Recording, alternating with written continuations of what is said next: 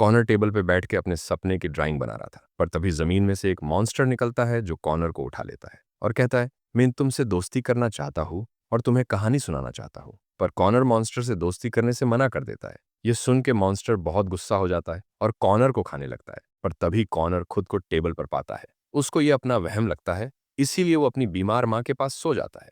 सुबह कॉर्नर की नानी उसे अपने साथ ले जाने आती है, पर वो गुस्से में मना कर देता है। अगली रात को कॉर्नर को चर्च टूटने का सपना आता है, जिससे उसकी आंख खुल जाती है और वो मॉन्स्टर फिर कॉर्नर के पास आके कहता है, मुझसे दोस्ती नहीं कर रहे, पर मेरी कहानी तो सुन लो। फिर वो मॉन्स्टर कॉर्नर को एक कहानी सुनाता है। एक राजा और उसका परिवार एक बड़े से महल में रहते थे, पर एक दिन कुछ बुरे लोगों ने उस महल पे हमला कर दिया, जिसकी वजह से राजा और उसके पोते को छोड़ के राजा का पूरा परिवार मर गया। एक दिन राजा दूसरी शादी कर लेता है। नई रानी बहुत लालची औरत थी। उसने राजा को कई बार मारने की भी कोशिश की, पर नाकाम हो गई। एक दिन राजा अपनी उम्र की वजह से मर जाता है और बुरी रानी राजकुमार को छोटा बताकर राज्य पे कब्जा कर लेती है। यह सुन राजकुमार गुस्सा हो जाता है और महल छोड़ के गांव में रहने लगता है। राजकुमार गांव के लोगों को सारी सच्चाई बताता है और गांव वाले इसी मॉन्स्टर की मदद लेते हैं और बुरी रानी को हरा देते हैं, जिस वजह से राजकुमार को अपनी जगह वापस मिल जाती है और यह कहानी यही खत्म हो जाती है। कॉनर मॉन्स्टर से पूछता है कि इस कहानी में बुरा कौन है। मॉन्स्टर उससे कहता है कि कोई भी नहीं,